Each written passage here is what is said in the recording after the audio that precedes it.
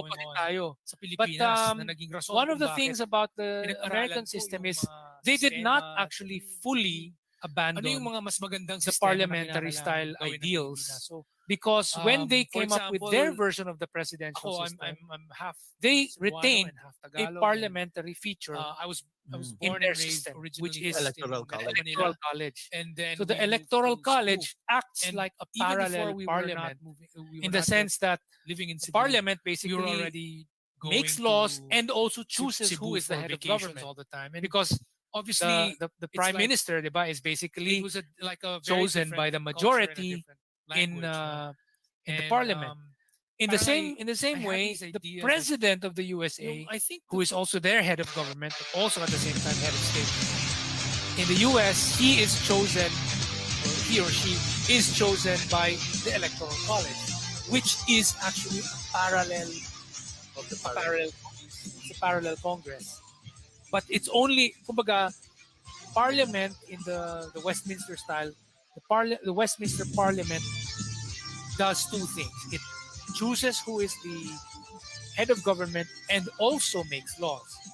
In the US system, they split it in two so that there will now be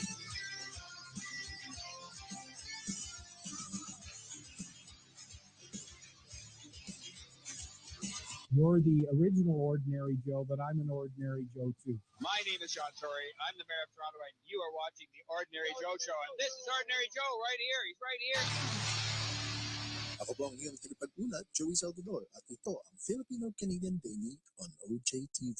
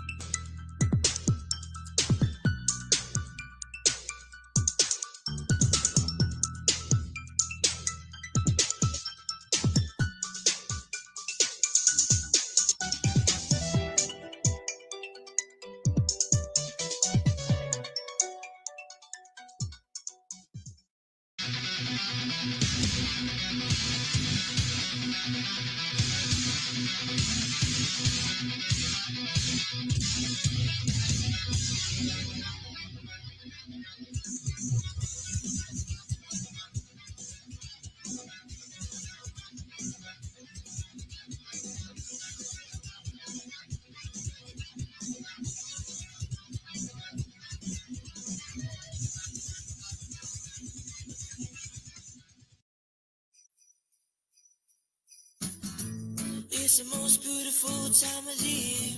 Lights fill the streets, spreading so much cheer. I should be playing in the winter snow. I'ma be under the mistletoe. I don't wanna miss it on the holiday, but I can't stop staring at your face. I should be playing in the winter snow, but I'ma be under the mistletoe with you, shawty, with you, with you, shawty, with you, with you, under the mistletoe. Everyone's gathering around the fire, chestnuts roasting like a hot July. I should be chilling with my folks, I know, but I'ma be under the mistletoe. Buried on the streets and it's coming at night. Reindeers flying through the sky so high. I should be making a list, I know, but I'ma be under the mistletoe with you, shawty, with you, with you, shawty, with you, with you, under the mistletoe. With you, shawty, with you, with you, shawty, with you, with you, under the mistletoe. Hey, love, the wise men follow the star, the way I follow my heart, and it led me too. A miracle way love. Don't you buy me nothing, 'cause I am feeling one thing. Your lips on my lips. That's a merry, merry Christmas. It's the most beautiful time of the year. Lights fill the streets, but it's so much cheer. I should be playing in the winter snow. I'ma be under the mistletoe. I don't wanna miss out on the holiday, but I can't stop staring at your face. I should be playing in the winter snow, but I'ma be under the mistletoe with you, shawty, with you, shawty, with you, under the mistletoe, yeah, with you, shawty, with you, shawty, with you, under the mistletoe. Kiss me underneath the mistletoe. Show me, baby, that you love me so. Oh, oh, oh. Kiss me underneath the mistletoe. Show me, baby, that you love me so. Oh, oh, oh. Thank you so much for watching our video to the cover of Mistletoe by Justin Bieber. And make sure you guys like, comment, and subscribe if you guys enjoyed. And make sure you go check out www.thetrees.farm to get these nice, awesome trees for Christmas. And yeah, $60 for one tree. Very awesome. Yeah. Bye.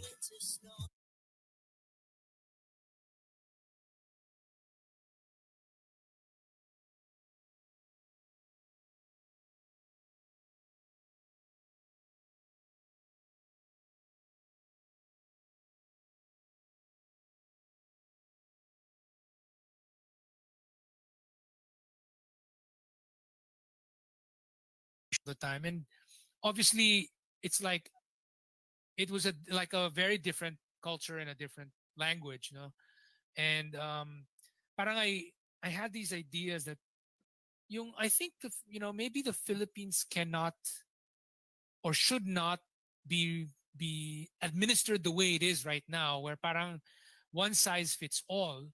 So that's why when I was early grade 6, first year high school, medyo nag-iisip na ako na baka kailangan ng federalism.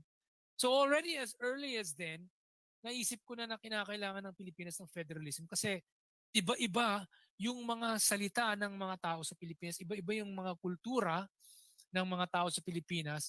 And having been exposed already, kasi mahilig ako magbasa, nakita ko na yung Switzerland, hindi naman sila lahat kinakailangan the same language, but they respect different languages. And like in Canada, they have also the French and the English. It's not everybody is like forced to just use one language, but there's this whole idea of respecting the different cultures. And so federalism does that. And I was really thinking, I think this is what the Philippines needs. And this is a better way of doing things for a country that is not homogeneous, where everybody is exactly the same. We're not like Koreans, we're not like Japanese, where everybody is parang lahat ng Japanese, lahat ng Korean, di ba? In Japan, of course, may mga Ainu at saka Okinawan, but like 95% of the people are ethnic Japanese speaking the same language. Sa Pilipinas, iba-iba yung mga lengguwahe natin. And yes, the cultures are different. So parang, I realized na hindi talaga pwede kung ano yung gumagana dito, hindi yung pwedeng i-impose dun sa kabila. So my own personal experience with that was because of that yung nag-move kami sa Cebu, and I saw basically different contexts. They're not exactly the same. So that's what strengthened my desire for a different system. Kaya ako naisip, kailangan natin ng federalism. So doon nagsimula na may mali sa sistema natin sa Pilipinas eh. Okay. Yun. Then later on, nung naging OFW ako, nakita ko yung Singapore, parang siyempre ang yaman. Ano yung reason kung bakit ang yaman? Bakit ang galing ng kanilang leadership? Ganyan. And I looked at their system. I saw Westminster parliamentary system ang gamit nila, nakita ko, ay kaya pala wala silang mga pasong and dance number na sa mga eleksyon nila. Kaya pala yung eleksyon nila seryoso ang pinag-uusapan, partido at plataforma, kasi yun ang style ng Westminster. Ang bobotohin mo talaga based sa partido, which is the same in Canada. Whereas sa Pilipinas, kasi naka-presidential system tayo, yung mga nangangandidato, pinag-uusapan nila yung sarili nila. Ako si ganito, ito ang mga katangian ko. Hindi nila pinag-uusapan masyado ang kanilang mga programa o plataforma. Pinag-uusapan nila sarili nila, family background nila, 'di ba? Yun yung branding nila, personality based. Yeah. Which is how it is also in the US, because that's the way the presidential system works. It's based on the personalities. So, that dissatisfaction with what's going on sa Pinas, na parang nakita ko ang pangit na sistema natin, plus nakita ko yung magagandang nangyayari sa ibang bansa like Singapore, parang doon ko naisip na we need to do the same thing that they're doing. And bukas sila sa foreign investor, kaya ang dami ng trabaho. Tapos naka-parliamentary system sila, kaya magagaling ang leaders nila. They said, we need to do the same. And I bought all these books about Lee Kuan Yew. I'm pretty sure you can all see the picture of Lee Kuan Yew here at the back. Yan, si Lee Kuan Yew yan. I can see, Lee Kuan Yew. Yeah, that's Older Lee Kuan Yew. when he's older. Yeah, he was already old there. I think that's somewhere nasa 80s na yata siya ng picture na yan. But yeah, he was already older there. And, parang how can we have a Lee Kuan Yew, or how can, for sure, we've had leaders na magagaling din, but because of the way the system works, parang it's like, kahit magaling ka, kinakailangan mo pa rin mag-song and dance number para manalo ka. Otherwise, kahit magaling ka, magsiseryoso ka, hindi ka naman mananalo kung masyado kang seryoso. Diba? So, you have to do, para bang when in Rome, do what the Romans do. Diba? When in the Philippines, do what the Filipinos do.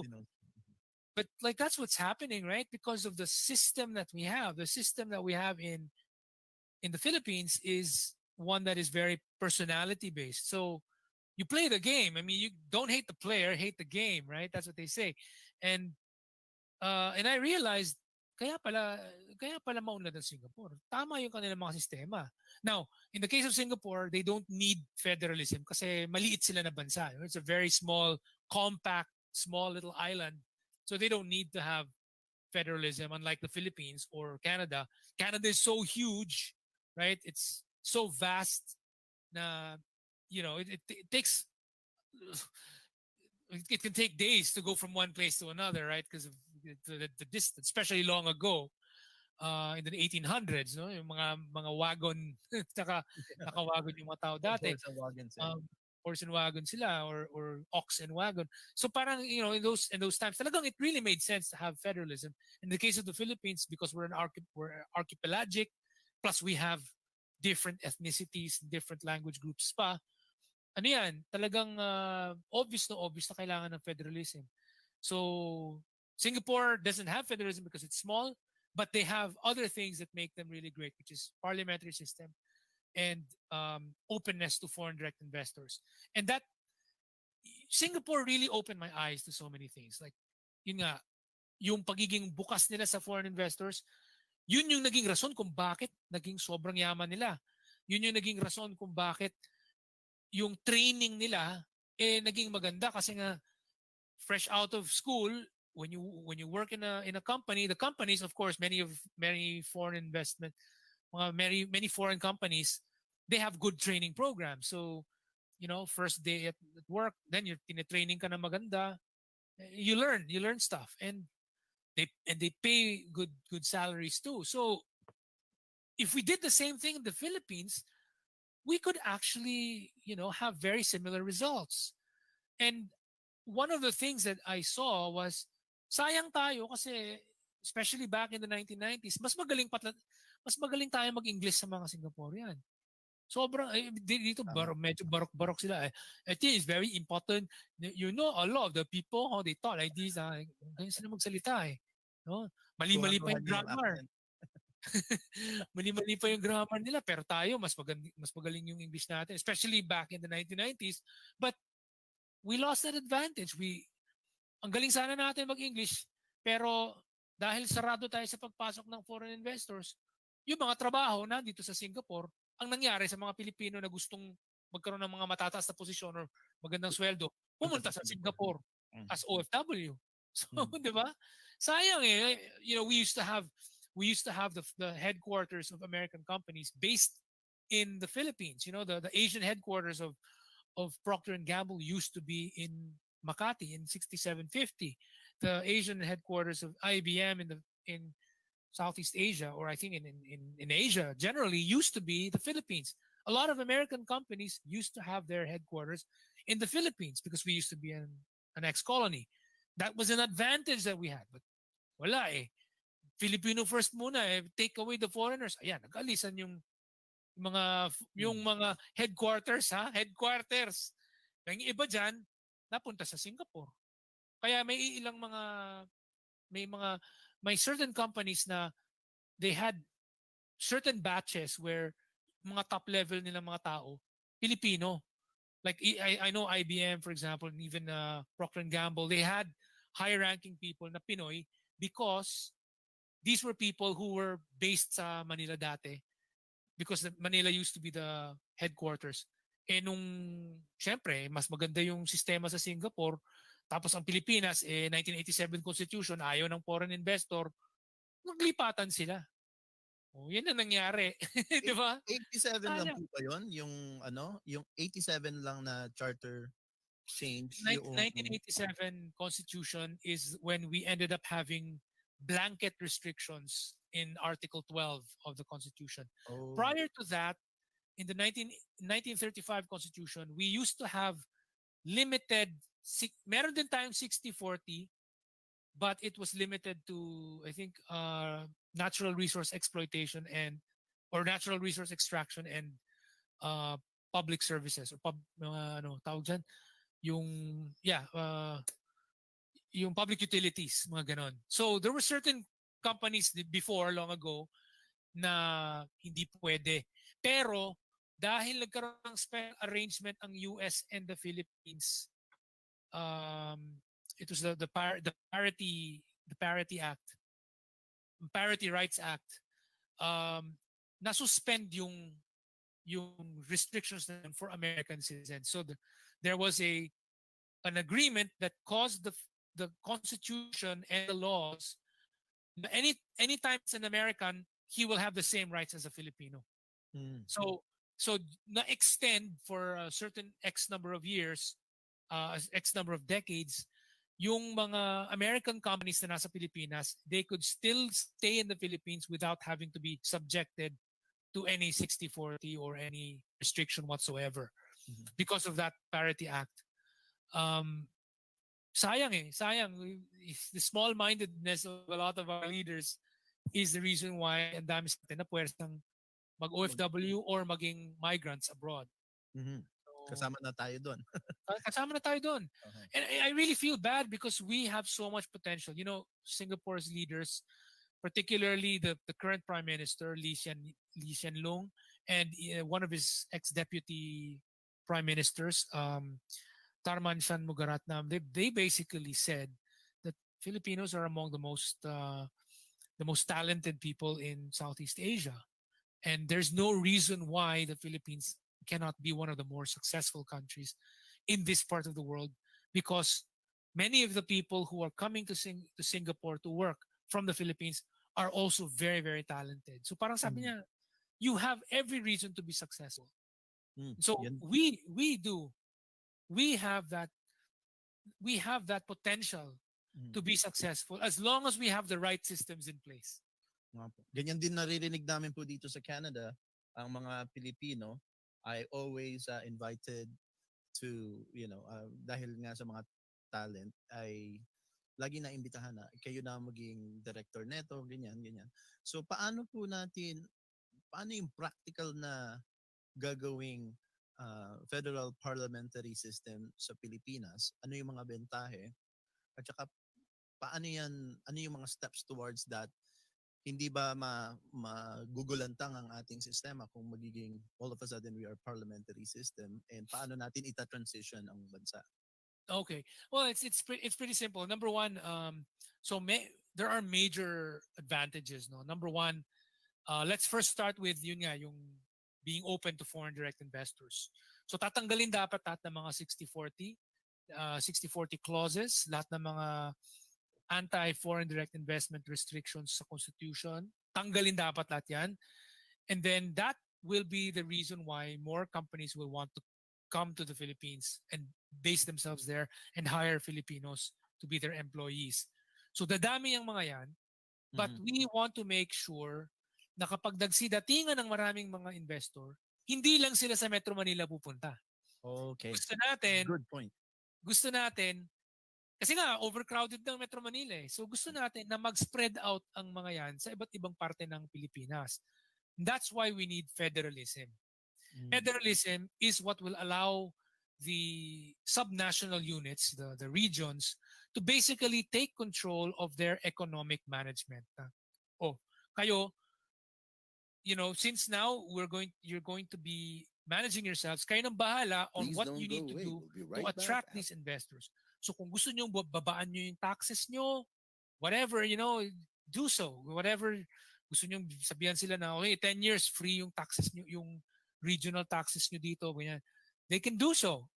And many countries do that. Like in the States, for example, you have all these, like Nevada, for example, I think they don't have state tax or whatever, because they're trying to attract people to come over. I think it's the same in Canada. There are some provinces in Canada which probably really try to keep their taxes low to attract investors to come over. So, East Coast.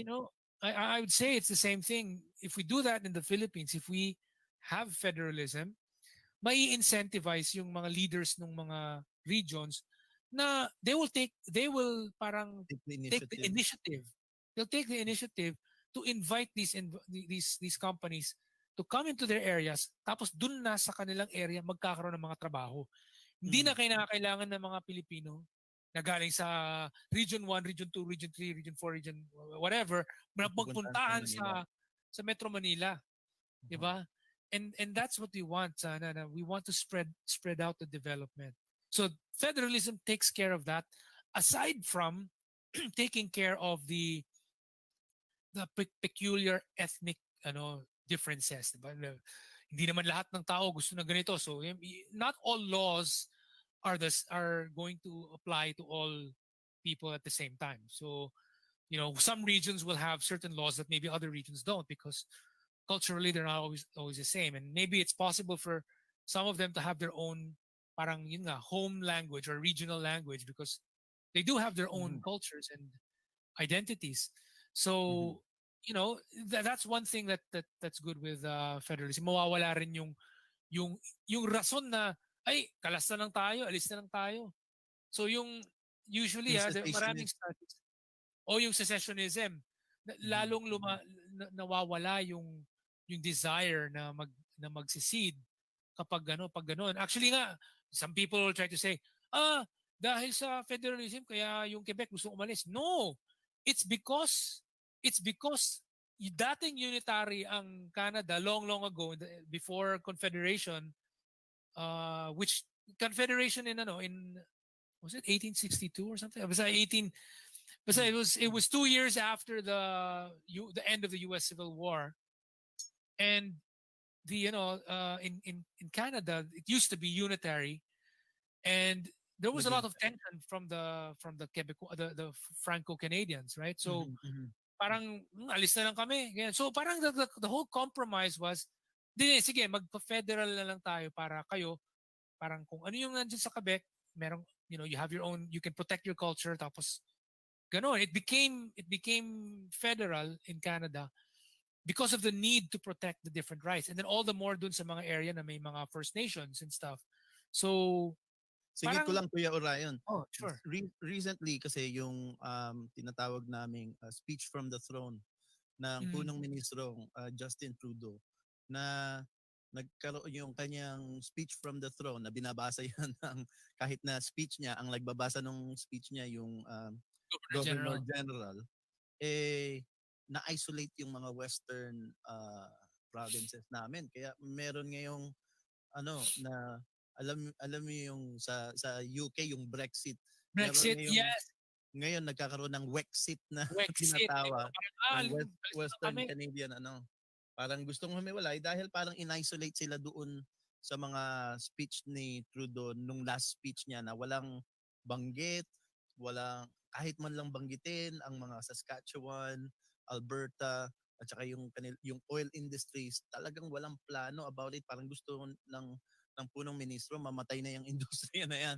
Kaya nagkakaroon sila ng ganong Isingit ko lang po yun kasi nga na-touch niya nga yung cessationism. Continue on, please.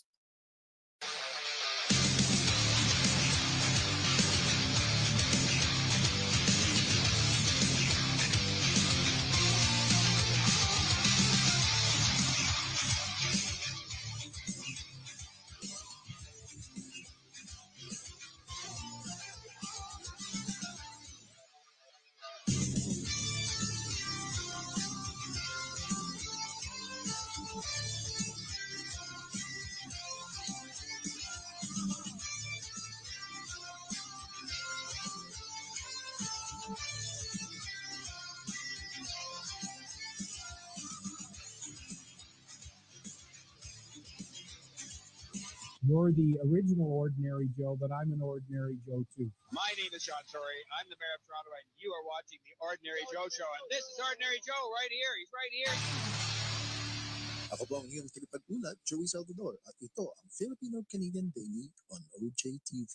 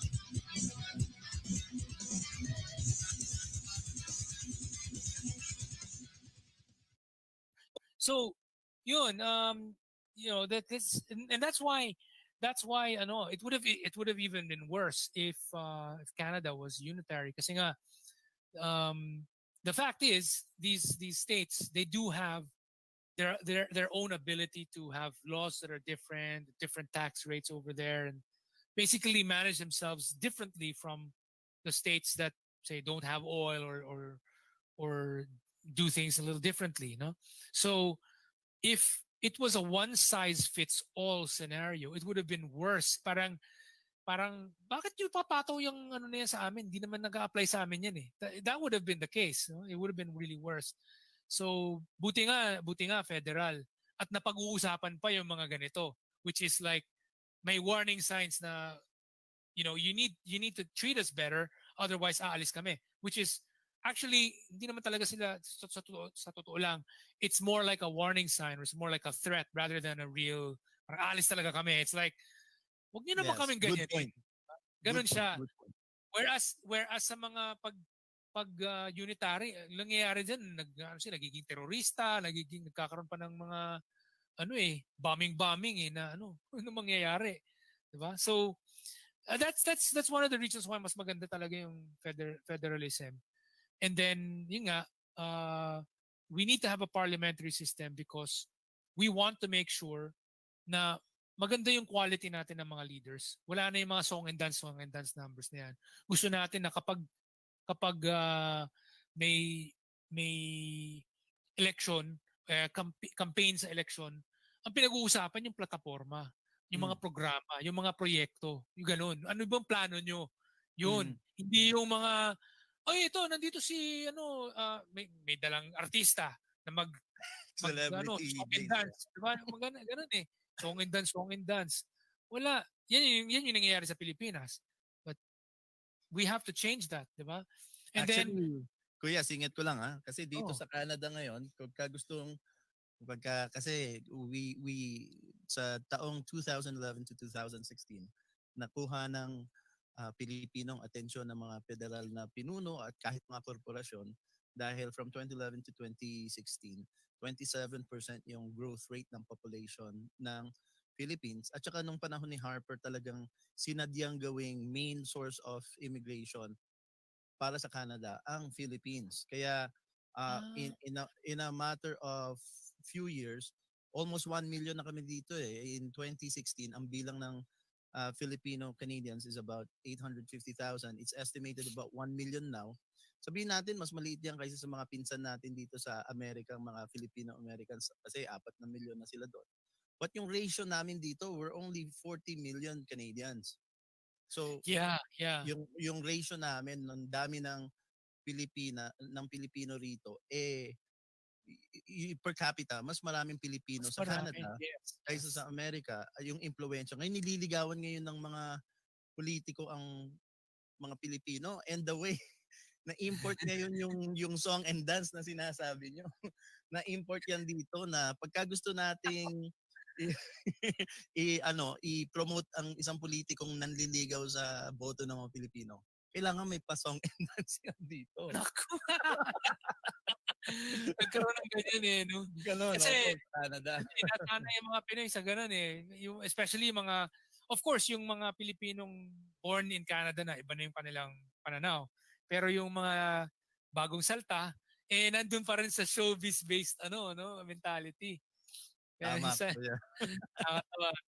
Pero yun nga, I mean, there are so many studies that show, kung titingnan niyo yung website namin sa correctphilippines.org, makikita nyo na ang daming studies na nag-show na yung pag-parliamentary system talagang mas maganda talaga yung effect niya sa economy.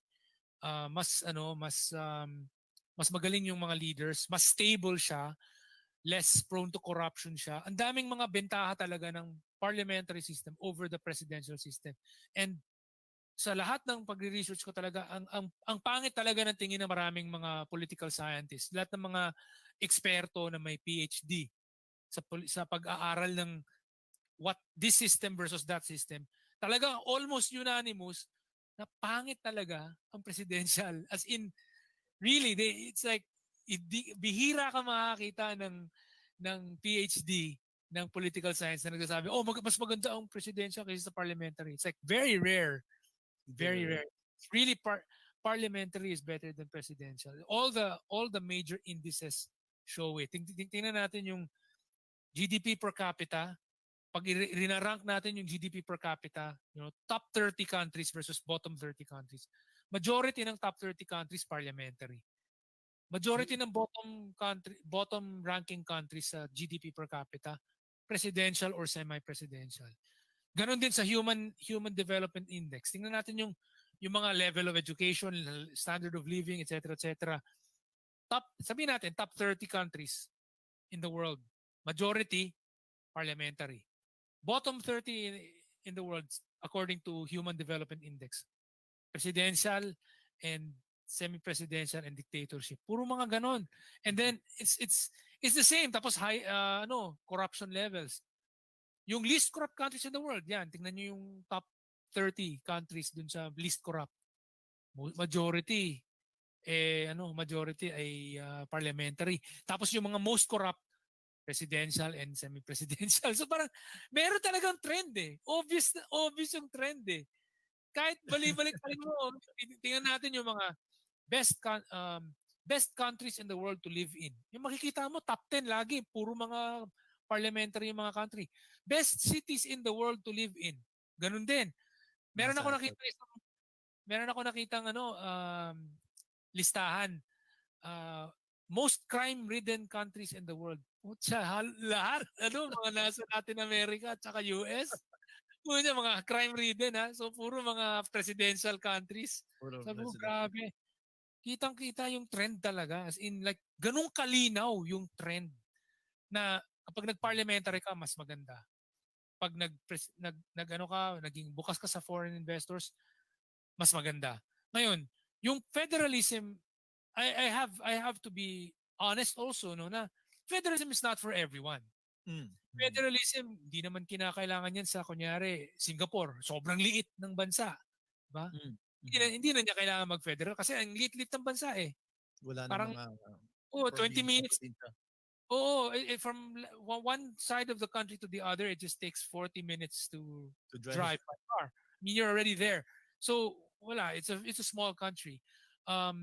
Other countries like yung mga sobrang liliit na countries Parang Ontario. may mga ganun, oo. Basta small countries usually, especially kapag homogeneous pa, yung ethnically homogeneous pa sila, one language only. Hindi mo na kinakailangan yung mga yun, North Korea, South Korea, ganyan. Hindi mo kinakailangan i-federal yan kasi medyo na sila medyo homogeneous na sila eh. But Singapore is federal, di ba po? Right now? No, it's not federal. It's parliamentary. It's parliamentary, but it's not federal because it's very small. It's a very small country. Okay, I see. Yeah. So it's not federalism is not for everyone, but it certainly is necessary for the Philippines to be federal because we are a geographically fragmented country and we are also an ethno-linguistically and culturally and sometimes even religiously heterogeneous country. Singit ko lang, Kuya Orion. Isa sa parang itong tayong mga Pilipino na nasa iba't ibang bansa sa mundo. Pagka kinukwento natin ng Pilipinas, isa sa mga parang marami sa ating mga kababayan Pilipino, it's a sense of pride na sabihin, ang aming gobyerno ay pattern sa Amerika. Kaya parang naintindihan namin yung politiko sa Amerika. Kaya ang mga Pilipino rito hindi masyadong active politically, which is kahapon lang kapanayam ko yung isang tumakbo ng pagka-MP na Filipino. Siya nga tumutulong paliwanag sa mga Pilipino natin dito kung ano yung plataforma ng gobyerno. Kasi hindi talaga active ang mga Pinoy dito sa politika dahil hindi naiintindihan. Pero yung parang ang presidential, hindi ba gumagana yan sa Amerika ng maayos? Well, it used to. Parang here's the story, the presidential system is worse than the parliamentary system. But there's one exception in which it seems to work, and that's the US. So the US, for a time, and I say for a time, it was working quite okay. Yeah. But this is the caveat. Had the USA been parliamentary, they would be unbeatable. They would be the USA. If nag-parliamentary sana ang USA, they would be unbeatable. Talong-talo ang China sa kanila. Talong-talo. Parliamentary. Kasi parang dahil tumiwalag ang Amerika sa British rule, kaya siguro lahat ng patakbo ng Britanya ayaw nila. Parang they had that idea. They had that na parang ayaw natin gayahin sila kasi kung ano sila, huwag tayong ganyan. Parang ganon. Opposite tayo. Opposite tayo. But one of the things about the American system is they did not actually fully abandon the parliamentary style ideals because when they came up with their version of the presidential system, they retained a parliamentary feature in their system, which is Electoral college.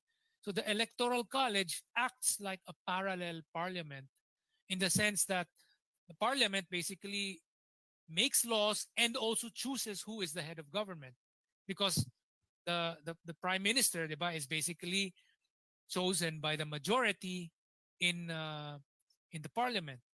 in the same way, the president of the USA, who is also their head of government, but also at the same time head of state, in the US, he is chosen, or he or she is chosen by the Electoral College, which is actually Of the a parliament. parallel Congress. It's a parallel Congress. But it's only, kumbaga, Parliament in the Westminster style, the Westminster Parliament does two things. It chooses who is the head of government and also makes laws. Mhm. In the US system, they split it in two so that there will now be two Congresses. One Congress that makes laws and one Congress known as the Electoral College, which is tasked with choosing who will be the head of government. Mhm. And that's what happened. They split the roles into two.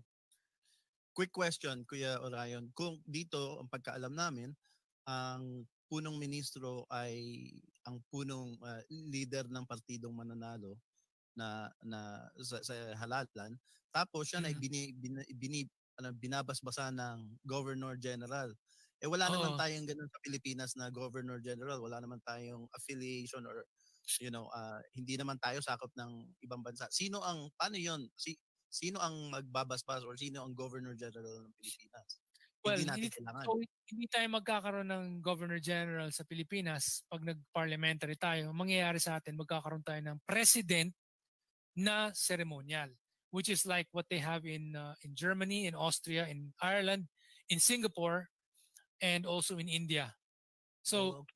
all these countries, they are parliamentary systems, but they are republics. They are parliamentary republics rather than monarchies. So Yes. Canada kasi, just like Australia, Canada is a constitutional monarchy, Yes. which still connect in personal union with the Queen, with the British monarch. We are So still subjects of the Queen. yes, still Mga subjects. commoners pa rin kami. Oh, and you still have that idea that the Governor General is essentially a appointee, so Of the appointee Queen. of Yeah. the representative of the Queen. So Parang mas everything. makapangyarihan pa siya sa punong ministro ng Canada. Yes. In a way. Actually, so this is where the chess analogy comes in. No, in chess, what we now what we recognize to be the queen is actually originally in Eastern Europe, in Persia, in Arabia, in original chess, it was supposed to be the punong ministro. The king. The queen is the queen. punong ministro. Okay. Yes, the queen is called the vizier. Vizier. The vizier is the prime minister. So Okay. ang makikipaglaro ka ng chess sa isang I see. Hungarian, ang tawag niya din sa pyesa na yan ay vizier. Vizier, hindi queen. Pagkausap mo yung taga Turkey, ganyan din, vizier. Yung mga Arabo na maglalaro ng tawag din nila diyan wazir. Ganyan. Parang yung Ottoman Empire na may Yung vizier. parang Ottoman Empire o yung Yes. sa Aladdin, di ba, na si Jafar. Si Jafar. Si Jafar, yung parang yun. Tapos yung king, yun yung monarch, di ba? Yun yung Now, monarch. in chess, the most important piece in chess is the king. Right? Because that's the ceremonial ruler. He's the head of state. But who is the most powerful piece in chess? It's not the king, di ba? Yeah, the vizier or the queen. The vizier piece. Yes. The vizier piece, which we, of course, based on Western European languages, refer to the vizier as the queen. Mhm. But you talk to an Eastern European, like the Russians, they will refer to it as vizier. That is a vizier. That's fairs. Fairs. vizier. Ang tawag na fairs. Or kausapin mo yung mga Arabo na naglalaro ng chess. Yan, tawag nila vizier or wazir. So, parang yan. Punong ministro talaga ang tingin nila dun sa vizier. sa piyesang yan. Which is, it makes sense because the king, wala naman masyado siya talaga ginagawa, di ba? Symbolic But the game ends when the king is taken. On the Yun. other hand, the one who's the most powerful of them all, the one layo ng mga reach niya, yung queen piece, which is actually the vizier or the prime minister piece. So chess actually has a lot to do with the parliamentary system. So in our good case, if analogy. the Philippines becomes a parliamentary system, we will not have a ceremonial monarch. We will have a ceremonial president, just like Symbolic Germany, lang. just like in India, just like in Ireland, just like in Singapore also. So ganon. Parang yung presidente dun sa ganong parang symbolic lang, wala silang powers, no po. Wala silang powers. Meron siyang yung mga formal by the book na parang just like what the Governor General does. The Governor General naman wala naman siyang discretionary powers na so ayaw o gusto, meron siyang decision. Hindi eh. Yung decisions ng Governor General are actually all based essentially on may manual siya na o kung ganito, gawin mo to. Pag ganito, ganyan. By the book lang talagang ginagawa niya. Sinusundan niya lang. Itong gagawin ko. O sige. Ganun. And then and then you were asking a question about the transition, no? Sige po, yung transition. Shouldn't really be a problem kasi ano naman eh, it's possible to have a transition where magsisimula muna tayo na meron pa rin tayong, let's sabihin natin, meron tayong president na may siguro nag-lessen yung kanyang powers. We will pass through a semi-presidential system where the president will become less powerful and will have to appoint someone under him who will be the prime minister. That prime minister will now be the one taking care of day-to-day activities. So that will be probably the first 3 years, and then the next 3 years, the prime minister will then become more parang mas marami siyang ginagawa habang yung presidente halos wala nang ginagawa. Receiving of the ambassadors of other countries, mga ganyan, mga giving medals, giving awards. Which is why actually ako, my personal preference is pag magkakaroon tayo ng presidente under this new system, dapat matanda yung presidente. As in like a retiree, someone, like an old person who's already had a lot of experience and a lot of tawag nito, a lot of accomplishments in the past. So maybe it's like a retired, parang siguro 75-year-old na ex-general, yung parang yung dating presidenteng parang si Ramos, yung mga parang si Ramos. Ganon. Something like that. Yung parang, alam mo yung halos uugong-ugong na. Para kasi symbolic lang yung symbolic lang siya eh. And because he's already usually old, he will not be doing anything stressful and aspiring for higher o yung para magkakaroon ng inggitan na magkakaroon pa siya ng ambition to take the power. Wala na, parang kaya para sa akin dapat nga yung papasok sa ganyang klaseng posisyon as president, as ceremonial president in parliamentary Philippines. Dapat at least 70 years old siya. Ganun katanda na. At least 70 years old. Oo. Well, yung practical na transition, I think it's gonna be a long kasi kung halimbawa magkakaroon tayo ng mga probinsya sa Pilipinas, I don't know if it's the same number. Kami dito 12 provinces lang sa Canada. I think a little bit more now dahil merong mga territories. Yung halalan medyo simple dahil nga yung premier ng isang probinsya, kilala natin, kilala ng mga tao.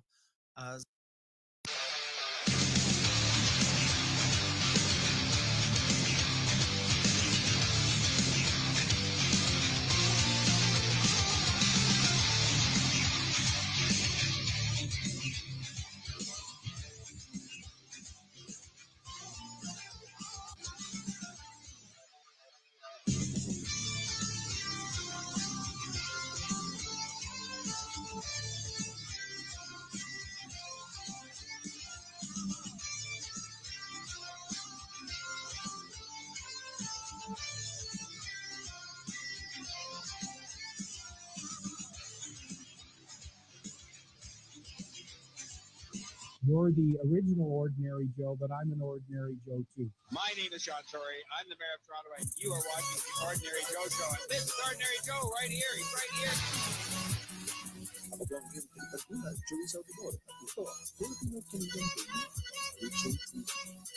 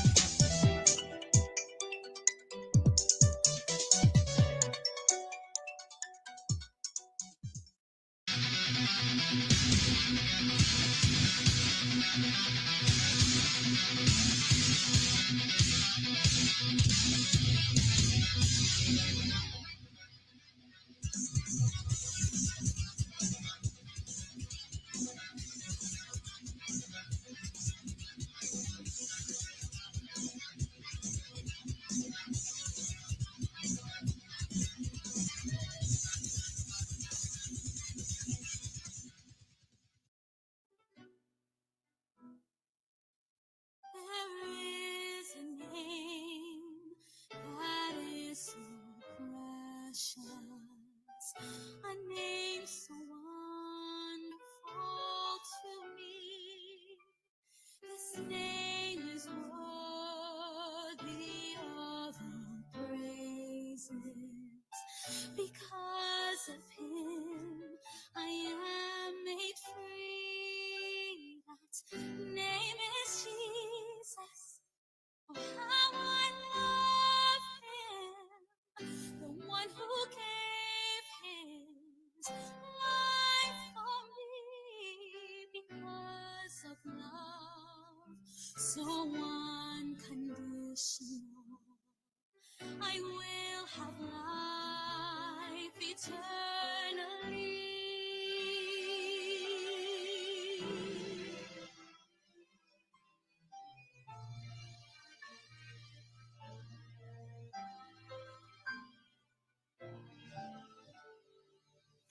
This name speaks peace unto my storm clouds.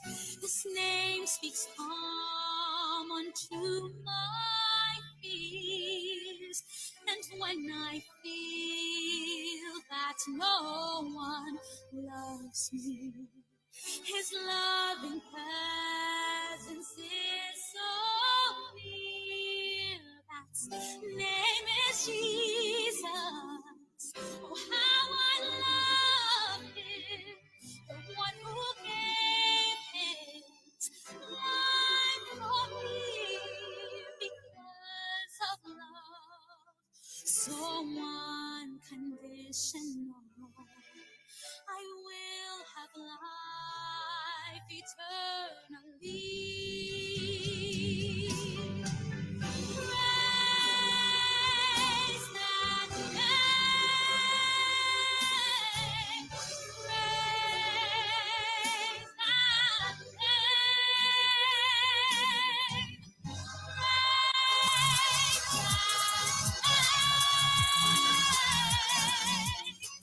Praise that name.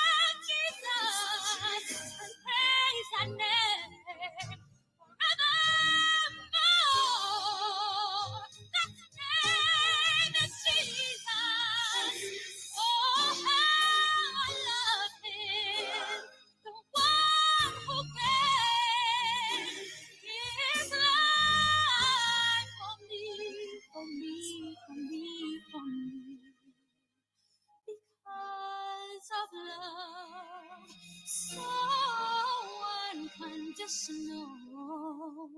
I will have life eternally. Oh, matchless is that name. Oh, glorious is that name. Oh, wonderful is that name. That is so great.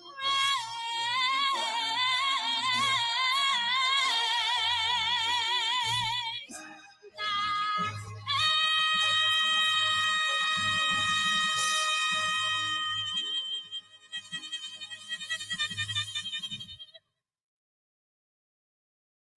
Parang kaya para sa akin dapat nga yung yung papasok sa ganyang klaseng posisyon as president, as ceremonial president in parliamentary Philippines. Dapat at least 70 years old siya. Ganun katanda na. At least Dapat 70 years old. Oo. Well, yung practical na transition, I think it's gonna be a long kasi kung halimbawa magkakaroon tayo ng mga probinsya sa Pilipinas, I don't know if it's the same number. Kami dito 12 provinces lang sa Canada. I think a little bit more now dahil merong mga territories. Yung halalan medyo simple dahil nga yung premier ng isang probinsya, kilala natin, kilala ng mga tao. Sa Pilipinas, kung magkakaroon ng federal parliamentary, siguro bawat ilang rehiyon tayo, no? Dami, archipelago. Ang mangyayari, it's we will end up we could actually learn from how Spain did it kasi Spain, after Francisco Franco died, they had to come up with a new system of government. So both sides na nag-aaway dati, the Republican side versus the nationalist side. So yung nationalist side yung mga tao ni Franco yun, and the Republican side marami doon yung mga leftist and pro-federalism doon sa Spain, and they had to come together and compromise. And part of that compromise was, let's come up with a system where we will join together the provinces into regions that are similar. So Spain has a very similar situation as the Philippines. We have provinces, and the provinces join together as regions, and then when you join the regions together, you have the country. In Spain, it's also the same, and therefore we can actually learn from their process of how they transitioned into this new system from the old system that they used to have, which was they had this dictatorship system before. And nung namatay si Franco, they had to come up with a new system. And it was a system of mutual compromise between two sides. And it's a very, very good system, actually, what I can say. So we can learn from that. And I think parang we're not going to be going in blind. If the Philippines does what we want to do in fixing our country, we can just learn from our ex-colonizer in the Spaniards, because they went through a very similar process, and we don't need to reinvent the wheel, because yung proseso pong nag-transition sila from presidential to parliamentary. It was not presidential, it was a one-man rule to become a parliamentary system. So yeah, they had that. Yung si Francisco Franco kasi was a one-man rule, Para siya yung presidente, siya yung hari, siya yung lahat. Lahat, So they came up with this system, and it was basically a mixture of two systems na parang yun, naging federal parliamentary sila na pero to appease the meron kasi mga nationalist yung mga ayaw nilang magkaroon ng federalism. Parang they ended up having federalism in all but name. Is what they called it. So parang ayaw nilang tawaging federal, and there are certain powers pa rin na nandun sa center na wala dun sa mga regions. But yeah, they're very much close to becoming considered federal, but they are not defined as federal. Parang it's a weird compromise system. So Spain, Kuya my Ryan, Spain can be a source for us to learn from. Spain. Yeah. Mukhang marami kang, hindi ko alam, I'm very new to StreamYard, hindi ko alam kung ang mga followers, marami kang fans. Hopefully they're from Canada. Kanina nakita natin merong from Dubai, all the way from Dubai, no? Tapos meron. So, marami po akong question. Hindi ako nakapagpaalam sa inyo na napansin ko medyo nilagpasan ko na yung isang oras na hiningi ko sa inyo. Hindi ako nagpaalam na kung pwede tayong magtagal ng ganito. Marami po akong question. Pero before I ask a couple of my questions, sabihan ko yung ating mga listeners and our viewers, kung meron po kayong tanong kay Kuya Ryan, please jot it down. I think automatically mag-a-appear yan dito sa aking chat. Hopefully kasi this is shared in various pages. Hopefully it will appear here and ipapakita natin para makita ni Kuya Orion yung questions nyo. But before that, imbitahan muna ulit kita for part 2, Kuya Orion. Ha? Part 2 hopefully. You know, kasi mukhang hindi natin mako-cover lahat. Ang daming question eh. Ako kasi, ang question ko talaga, yung transition, no? Syempre, hindi sanay yung mga tao. Mag-iiba ba ang kung para sa isang mamamayang Pilipino, ordinaryong mamamayan, yung expectation sa isang mamamayan sa ngayon, syempre, ewan ko kung naiintindihan ng mamamayang Pilipino kung anong expectation sa kanila other than, you know, sumunod sa batas, sumunod sa magbayad ng buwis, yung ganyan. Pero yung behavior ng isang mamamayan, kailangan ba mag-iba yung kanyang behavior, yung kung paano siya susunod sa isang pamalaang kung ang Pilipinas ay magiging parliamentary government, paano mag-iiba yung kanyang buhay, yung lifestyle niya sa isang ordinaryong mamamayan? I think mangyayari dyan,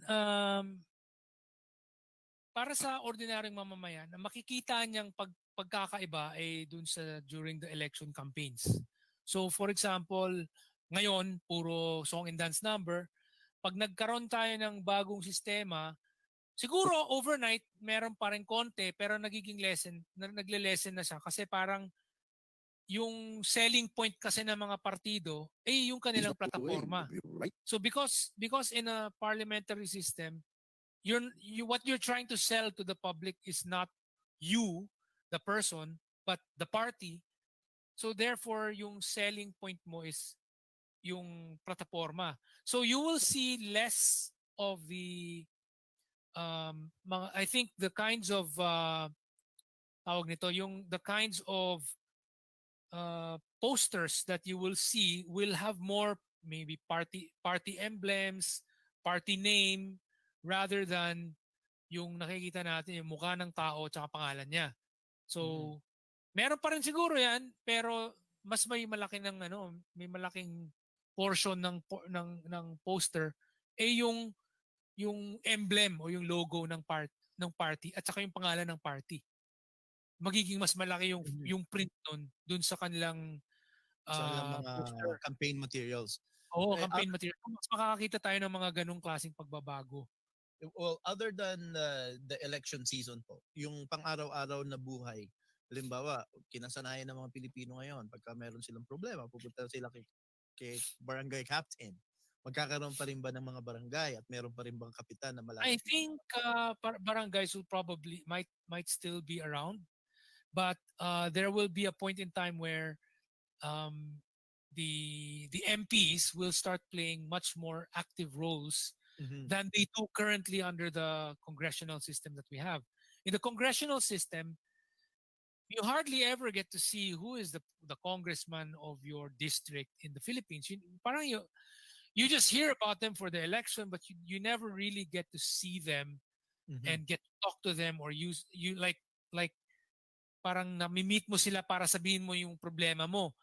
Under a parliamentary system, it's like magiging mas importante yung mga MP para sa mga day-to-day problems mo, mga walang tubig dito sa amin o yung laging namamatay ang electricity dito sa lugar namin, kaya kailangan mong kausapin yung MP mo. MP. So, oo. Kasi so dito Kuya Ryan sa amin sa Canada ang aming pagkaintindi ng aming pamahalaan dito. So meron kami municipal, provincial at saka federal na levels of government, no? So yun sa mga nawala ng tubig or merong pipe burst, yung ganyan, uh, municipal jurisdiction, municipal lalapitan mga konsehal ng munisipyo. Pero yung katulad nitong meron kaming pinaglalaban na umaaklas doon sa maaring kinakatakot ng mga tao yung mandatory vaccine. Ang may ano niyan, may jurisdiction niyan yung provincial naman. Tsaka yung mga eskwelahan, yan ay sa provincial. Ang federal na pamahalaan dito, yun ang mga foreign relations, yung mga militar, yun yung kanilang papel. So sa Pilipinas kung magiging ganyan, ang tawag namin dito sa miyembro ng legislatura ng MLA. provincial, MLA sa sa Alberta at saka sa Winnipeg sa MLA. Dito sa amin sa Ontario we call them MPPs. MPPs, oo. MPPs, oo. So sa Pilipinas, member of provincial parliament. Yan yung MPP. Sa Ontario yan.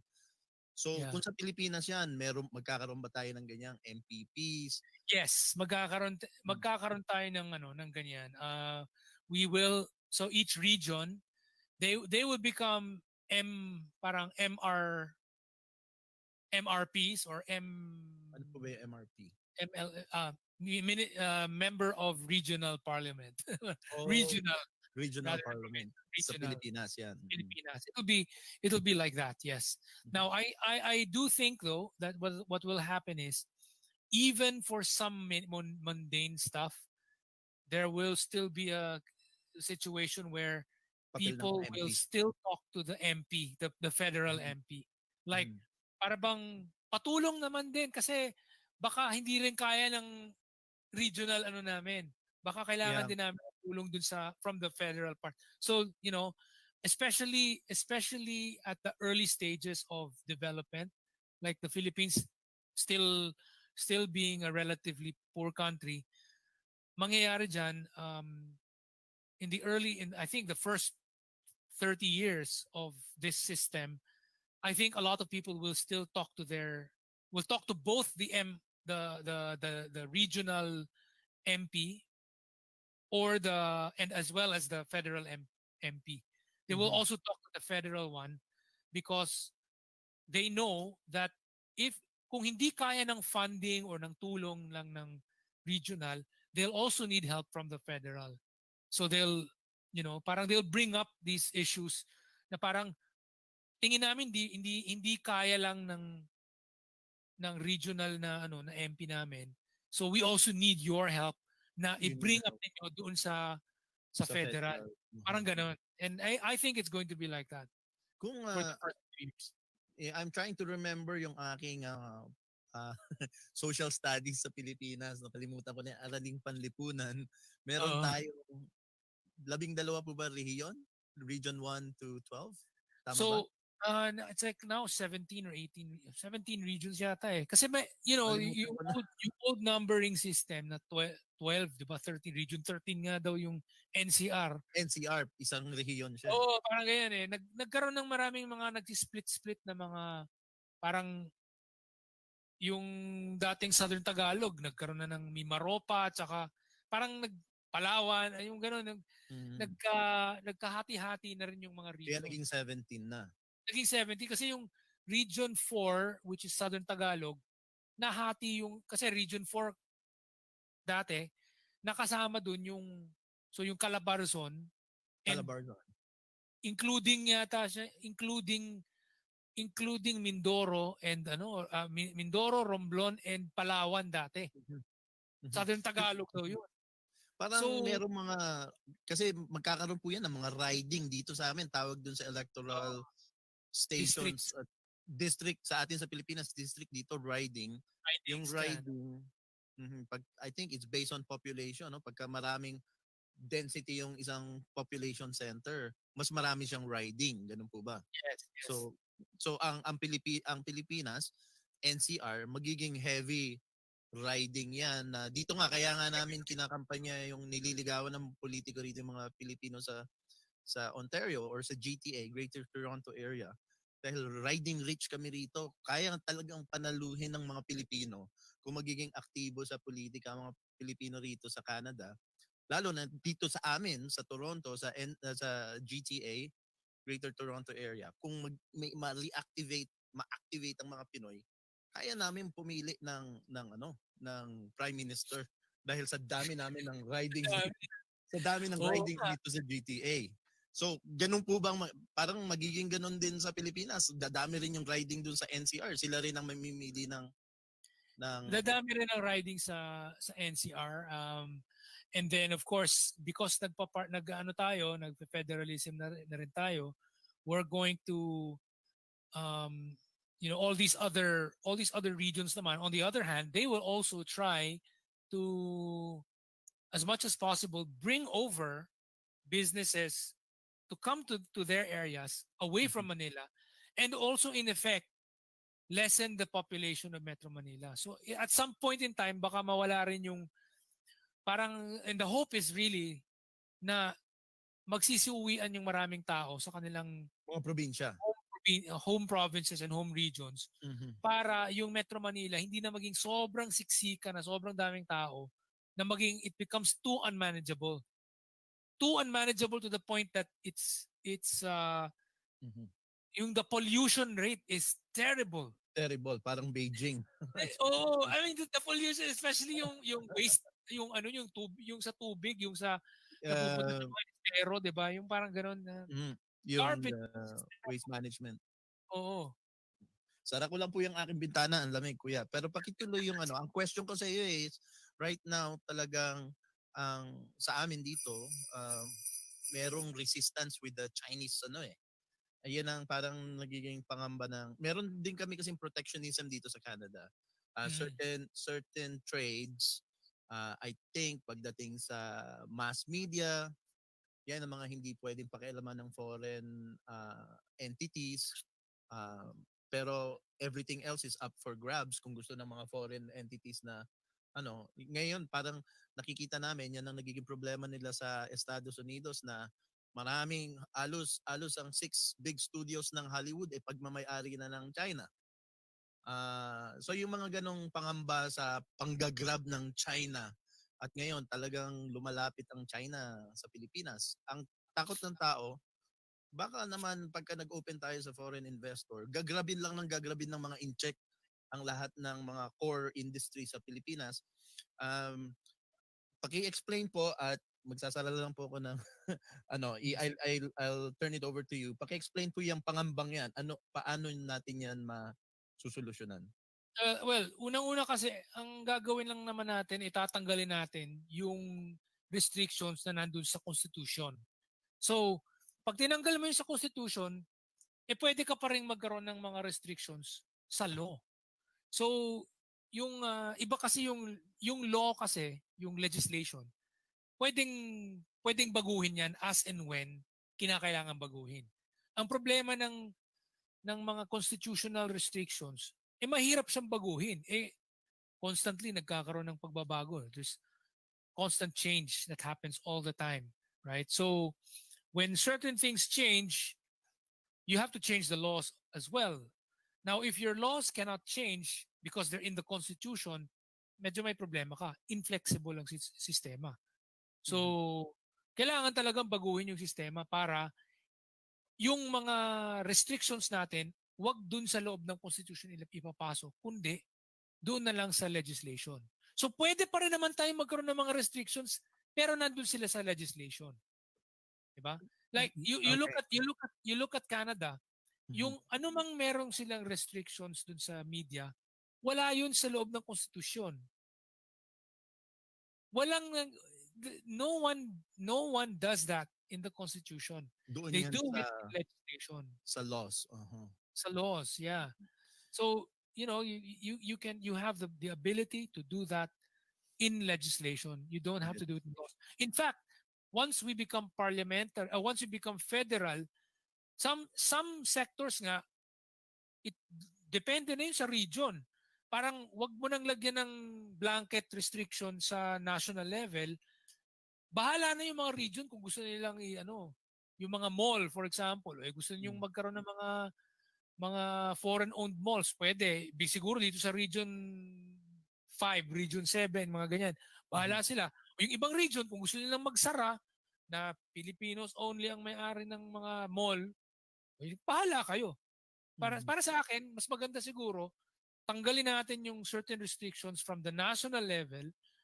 First of all, tanggalin natin sa Constitution.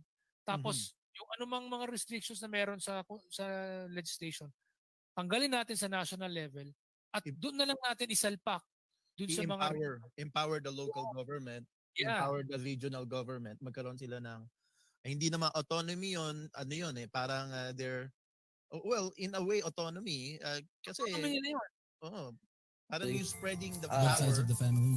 Yeah, I think I go to Christmas Eve. It's like one or the other. It's either I go to Christmas Eve on my dad's side, and then pero itong merong nag-comment. Oh, wait. Ito muna po. Chinese pero US is having a large debt to them. So bawal ang Pilipinas to go straight to the source. Naintindihan niyo po ba? Ano ba? Tanong po ba to? I'm not sure. Chinese pero US is having a large debt to them. Hindi malinaw. Hindi ako sure kung ano yung sabihin ng tingnan po natin yung taga Dubai. I think he's asking, bakit ayaw ng ibang Pilipino na makapag-deal tayo with China? Ang US nga umutang sa China eh. So lubog na nga sila sa utang sa China. Yun ang medyo narinig niyo na po yung Chinese debt trap, di ba? Talaga ng mga incheck yan. Sabi sa maraming African countries and pati ang isn't it Malaysia or Vietnam? No, it's no. None these guys haven't had that, but Sri Lanka, one particular port they had that. I mean, it's really all about kasi made-debt trap ka if you also made a mistake na humiram ka na hindi ka sure kung kaya mong bayaran. So, nasa bansa rin yun. I mean, why would you also you yourself go into a situation na hindi ka pa sure kung kaya mo talaga o hindi.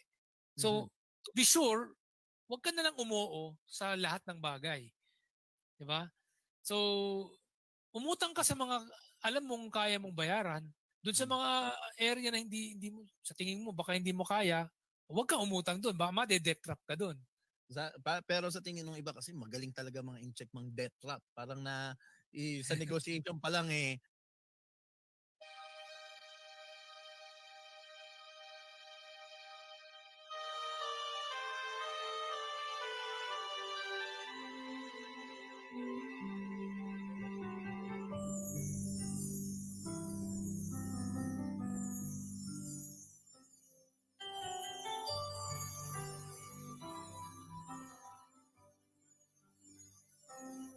Ito na naman tayo muling nagkasama. Taon-taon na lamang tayo'y nagkikita. At kahit di nakakausap ng anong tagal pa, pag nagkaharap-harap, ang saya-saya. On my dad's side, and then I go to Christmas on my mom's side, or it's the other way sometimes. I missed Christmas 2 years in a row. I didn't get to go. Ngunit kahit wala sila, ay parang nandyan pa rin. Dahil sila ay naandyan sa puso natin. Isang taong lumipas, isang taong dumaan. May tumabay, may pumayay, may nagtampuhan, may nagkabati, may nagsama't hiwalayan. Kaya ang dami-dami nating kwentuhan. Isang taong lumipas, isang taong dumaan, may nadagdag sa atin, mayroon ring nabawasan. Ngunit sa dinami ng mga taong pinagsamahan, tuwing Pasko tayo at tayo pa rin naman.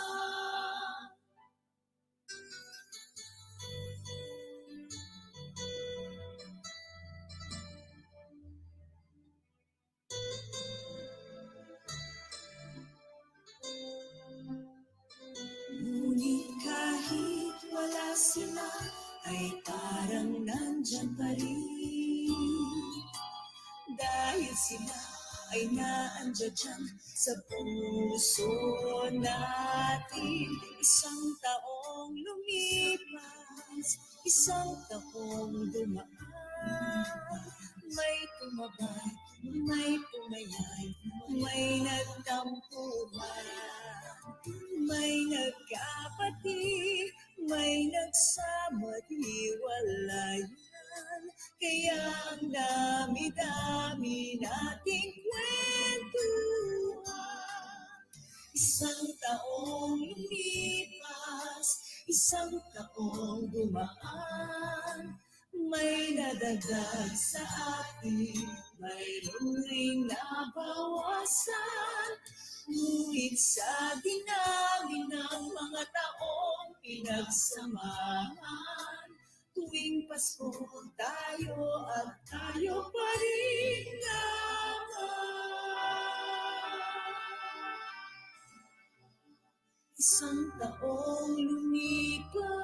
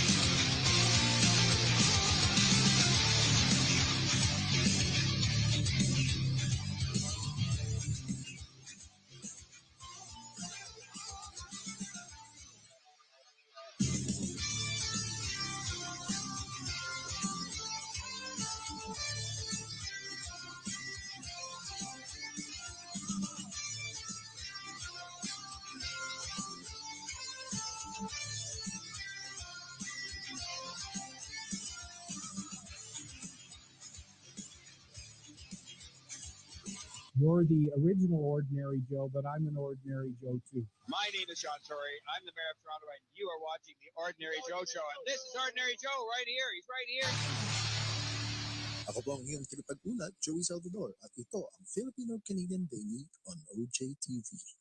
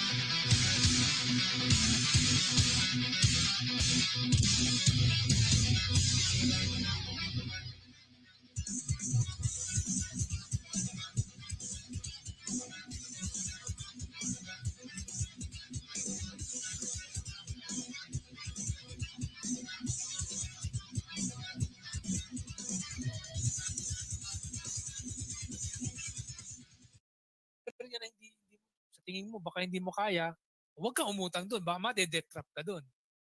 Pero sa tingin ng iba kasi magaling talaga mga in-check mga debt trap. Parang sa negotiation pa lang akala mo you're on top of the game pero mamaya pala na-realize mo binigyan ka ng extra ganito, tinayuan ka ng kalye, ng bridges, tapos mamaya yung pala utang mo hindi mo mababayaran. Ito naman po taga UAE. Dito sa UAE may 51-49 FDI policy. Familiar po ba kayo sa sinasabi niya? Sila, pero Meron sila. wala. So ang UAE, meron silang sistema whereby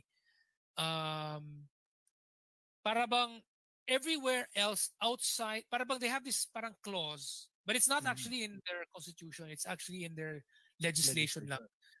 Yeah. Parang it's like outside of free areas, parang meron silang parang so businesses must be 59 must be 51% owned 51-49. 51% owned by locals Mm. unless otherwise para bang unless they are in a free zone, parang ganon. So FDI I think means foreign direct direct investment. investment policy. Yeah. So ang UAE marami silang free zone. So there are these areas where free ang mga ibang mga companies na pumunta doon. So ang daming may mga areas diyan na parang pesa ang dating.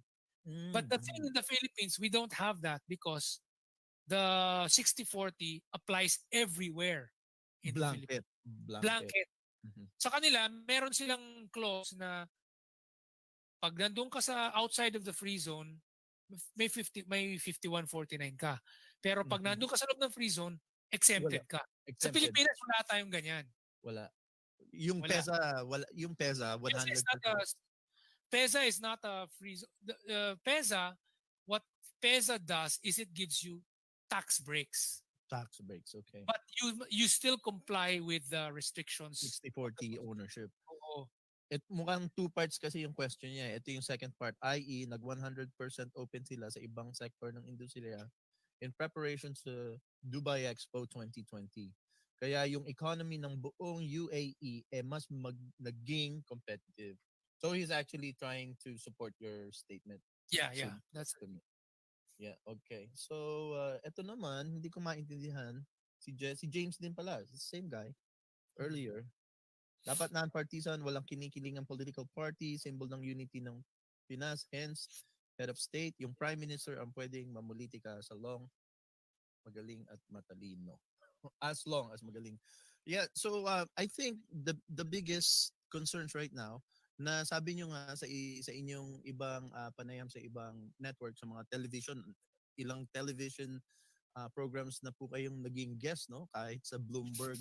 At meron nga ako ditong mga local na Canadians who wants to interact with you in one of our English language shows in okay. later on. Kasi ito pong pang-umaga ko, talagang dapat to nagpipilipino ko. Nakakalimutan ko rin minsan mag-Pilipino. Nahaluan ng English. Pero yung aking mga local Canadian na gusto kayong makapanayam. Dahil nga, meron kami mga concern sa aming sistema sa Canada. Parang, in a way, marami po kasing umaaklas na rin sa patakbo ng aming punong ministro, lalo na itong pandemya. But anyways, marami pa pong gustong itanong sa inyo. Maraming, I think the question is not coming only from Filipinos abroad. Tayong mga nandito nasa labas ng bansa, I would say, medyo malawak yung ating pag-iisip dito dahil nararanasan natin. Kami dito sa Canada, we can feel the actual effect of Westminster style federalism. Kayo din dyan sa Singapore. Pero yung ating mga kababayan sa Pilipinas, ang gusto lang malaman, paano sila yung sila yung sa kanila yan i-implement Sila yung subject yan. So siguro yun yung mga fears na hindi nila naintindihan. Yung transition yan, you think it's about 6 to 7 years bago maging? I think it can be as short as 3 to 6 years. It doesn't really have to be that long, because and it can be packaged in a it's possible to package it differently. It's possible, for example,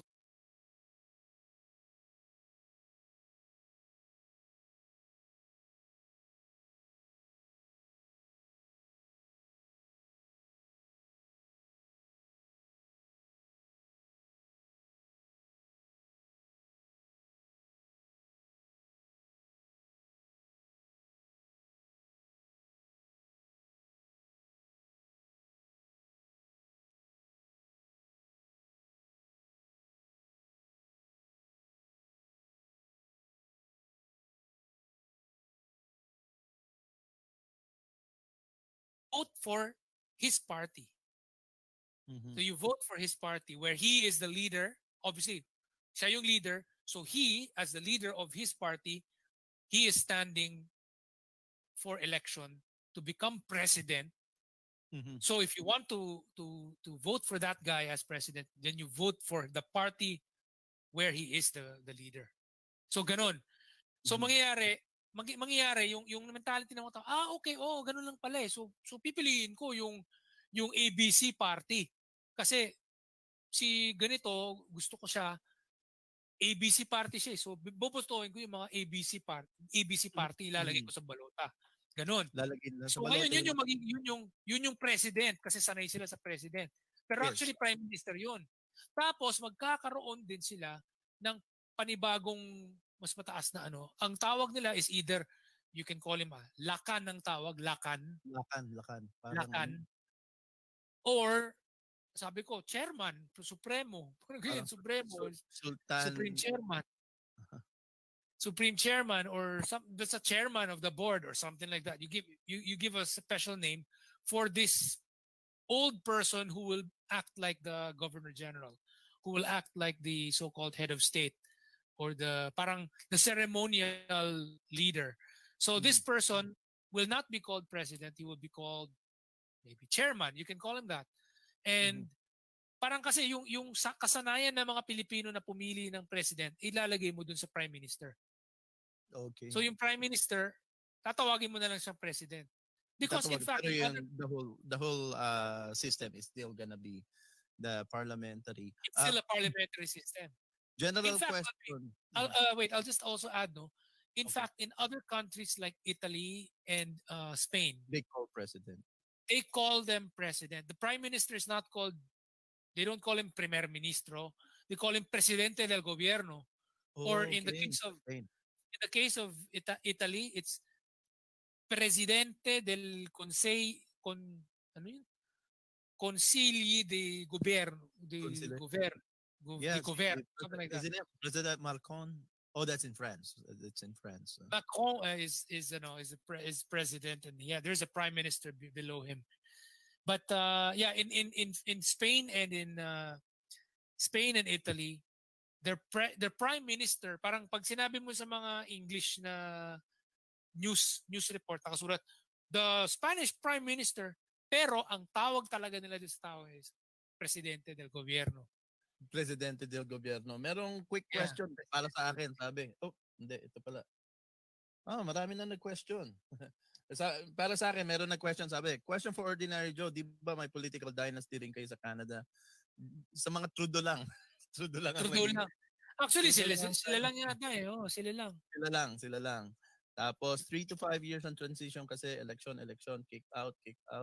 Ang mangyayari. These are just comments. Presidente del Consiglio, del Ministri della Repubblica Italiana. Mukhang si Polo Tara is from Italy. Hello, Polo. From Italy, I would say. Or Si Tara. Si Tara. A quick question for me. Last question ko na po kasi I've been holding you almost 2 hours now, kuya. I didn't time goes by fast, no? Pero kasi marami tayong question. Imbitahin ko sana po ulit kayo next week if you have an availability or the week after. Yung maatin naman mga Canadians naman ang gustong makipag-usap sa inyo. Anyways, the question is kung halimbawa sa isang caucus active prime minister, pwede bang i-kick out ng caucus kung hindi nila gusto yung patakbo ng kanilang leader? Pwede i-kick out ng mga miyembro ng caucus yung kanilang president. partido. Maraming ganun eh. Maraming mga bansa na ganun eh. Pwede yun. Kapag Pwede. hindi nila gusto, pwede yun. Usually ganun. Sino pong Yun papalit na leader? Magkakaroon silang halala muna? O di magkakaroon sila ng halalan ng sarili nilang ano sa loob ng Partido nila. focus ng partido. Oh. Kung ayaw nila sa taong yan na maging leader nila, obviously they should also have in mind someone who is going to take his place. Anong mauna? I-kick out muna nila or Well, mag-election okay. muna? If you were to ask me, paano ba natin gagawin yan? I would prefer that we have what is known as a constructive, tawag dyan the constructive vote of no confidence or constructive dismissal. Meaning to say, hindi kayo pwedeng magtanggal ng leader ng partido nyo kung wala kayong kapalit. So kinakailangan niya rin palitan muna.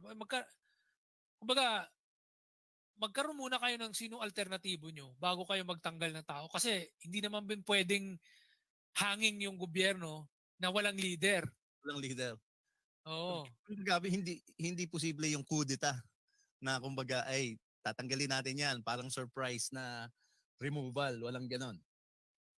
Nangyari yun sa Australia eh. Sa Australia, nangyari po yun. Maraming beses na nangyari yun. Nangyari, I mean, yung sinasabi nating, yung ganun, caucus. Mga caucus yun. Prime Minister Kelvin Rudd. Kevin Rudd pala. Prime Minister Kevin Rudd. Sarili niyang partido, yung mga senior members ng partido, kinik out siya. Tapos ang linagay nila, yung next in line niya, yung parang assistant niya. Yun yung ginawang leader, si Julia Gillard. So, magkakaroon po ng maraming idea ngayon ng mga Canadian patungkol kay Justin Trudeau. Kasi marami dito mga Pilipinong sang-ayon sa liberal, pero gusto nila yung mga MPs, pero hindi yung kanilang punong ministro, yung kanilang leader medyo parang drama teacher yung medyo yung umaarte, nagpapa-cute lang doon sa sa kanyang upuan. Well, actually, ito, sabihin natin yung mga Pilipino, sabi mo ayaw nila kay Trudeau. Yung ba yun? Maraming may gusto sa liberal na partido niya. Yung mga MPs, yung mga local MPs.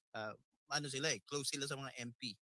Pero in the federal political parang masyadong nagiging ayaw nila kay Trudeau. Kasi they have to tell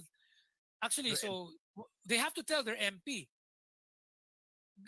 Look, I like you, but I don't like your party leader.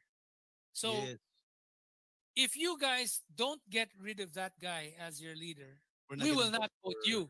We're going to vote for someone else, even though we don't really like him. So, that's the way to do it. That's the way to play the game. They have to tell their MPs, we don't like this guy as the prime minister. Your party leader, we don't like him. But we like you.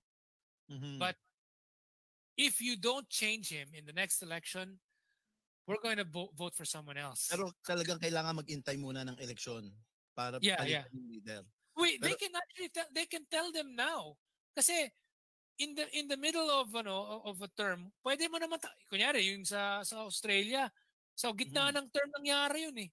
Yung walang eleksyon doon. Walang eleksyon. Kumbaga kumbaga in the middle of a term nangyari yun na tinanggal yung isang tao. So, pwede yun eh. Pwede naman yun talaga sa parliamentary system eh. Hindi mo naman kinakailangan hintayin na matapos yung election bago magkaroon ng bagong leader. So, he can be ousted in the middle. So, in a way, mas maganda yan kaysa yung sa atin sa Pilipinas, ang patakbo hihintayin mo pa. Hindi lang hintayin, magkukudeta para mabalikan. Oo. Military kudeta. Dito, parang wala pa tayong naririnig na military kudeta sa mga ganito. Sa Canada, I don't Actually, there is that study by the late Dr. Juan Lintz. Isang tanyag na political scientist yun. Na he's German Spanish na political scientist. And yung study niya, sabi niya, it's proven na statistically higher yung likelihood na nagkakaroon ng kudeta sa presidential system. Halos habang doon naman sa mga parliamentary system, halos zero or very rare. Kung meron man, mas kakaunti lang. Sabi nilang gano'n. So, Naalala ko lang ngayon, naalala ko sana inimbitahan ko yung isang professor niyo diyan sa Singapore University. Dati siyang nag-masters, nag-PhD dito sa University of Toronto. Kaibigan ko. Bumalik yung na pangalan? diyan sa ano, Yao Tong Chia, Professor Yao Tong Chia. Yaw siya. Nag-ano rin siya sa ano nag-ano rin siya sa Australia, nag-professor din siya doon. Pero I think balik na siya diyan sa Singapore. Next time pala dapat na imbitahan siya. Dahil ito yung ano niya Ayan ang mga gusto niyang pag-usapan, yung mga ganyang ah, ah, topic. Ito po, last question from You our should viewer. introduce me to him also, because like you should introduce me to him, Sige because po. I think if so. he's here, I mean, Mhm. nandito rin lang naman kami sa Singapore. Hindi magkita-kita na kami ng kaibigan ko si Dr. Ed at Yes. siya. Hindi magkita-kita kami. Tapos mag-usapan Sama niyo namin na ito ako. Sama niyo na Oo. ako. Dito natin sa show pag-usapan yung Oo. mga usapin. Meron pong isa pa ritong, I don't know if this is a commentary. Si Orios, Sir Orion. si Sir Orion. Is Also describing the describing the system here in Taiwan. Having a president is palatable for the public. It's like presenting a perfect democracy. However, one votes for the party. The advantage if there's a party parliament, they would choose first their leader in the party, their respective leader. A respective leader would only be the one to be able to partake in the presidential. Parang ano to, sinasabi niya is parang representative election to. Parang electoral yung nangyari sa Amerika, maraming hindi naniniwala na nanalo si Biden. Sa tingin niyo po ba marami ngayon nagsasabi kasi baka nabili yung ano na sinertify yung mga votes doon sa mga questionable na estado, Pennsylvania, yung mga yan. Tapos sa mga ganong klaseng ano, baka pwedeng bilhin or yung mga mayayaman bilhin yung mga electoral college votes. Nabibili ba 'yon? Pwede ba 'yun ang parang negative noon sa tingin niyo? Hindi. Ang nangyari doon talaga sa wala di nila ma-change yung yung sa electoral college. Ang nangyayari kasi the way their system works in the States is kung sino yung nanalo kahit hindi siya naka-majority, basta kahit konting lamang lang pero siya yung pinakamaraming votes. Yun yung panalo dun sa state na yun. Sa state na And then in that state. Tapos the states will have a certain number of electoral votes based on their population size. Okay. Yun. Well, so maraming salamat Kuya Ryan. Medyo I hold you for a long time na hindi natin naasahan. But I really appreciate the time that you spend with us. Sana nga makabalik kayo and meron din mga Caucasian na mga politiko rito na nabanggit kong magiging guest ko kayo today. Meron akong isang co-host dito every Wednesday na very politically active sa parehong partido. Dati siyang consultant doon sa parehong partido na yon. Gusto niya kayo makapanayam. Anong party siya? Ngayon nasa conservative siya eh. Actually hindi na pala. Dati siyang liberal, lumaki siyang liberal, nagpunta sa conservative. Ngayon, kaming dalawa, pareho kaming libertarian. Libertarian kami. Libertarian. Okay. Pero hindi yan, walang strong libertarian party sa Canada. Parang dalawa lang, parang ding parang America, Republican and Democrats dito, conservatives and liberals. Pero merong pangatlong malakas yung NDP, New Democratic Party. NDP. Ano pangalan nung si Singh ba yun? Ano yung pangalan? Yes, si Jagmeet Singh. Jagmeet Singh, okay. Nating maimbitahan niya. Yung orange party pala yung ito yung orange, di ba? Parang sila yung orange, yung colors nila is orange. Pero meron ding green party. Green party. Sila yung pang-apat na dalawa lang ata MP nila, yung green party. For a long time, isa lang yung MP nila eh. Pero partido sila. So, yun nga, actually yung pag-uusap natin kuya, nakakatulong to sa mga Filipino-Canadians din para mas siguro naiintindihan pa lalo nila itong aming sistema dito. Dahil sa mga ine-explain nyo, no? Yan ang kahapon lang kausap ko si Tito Julius, yan yung tumakbo na MP sa York Center riding, maraming Pinoy doon sa What riding. about Christmas? What, At do you baka have magkaroon any ulit kami ng eleksyon. Maiksi lang yung buhay nung kahahalal na MP lang. Magkaka-eleksyon ulit kami mukhang sa spring.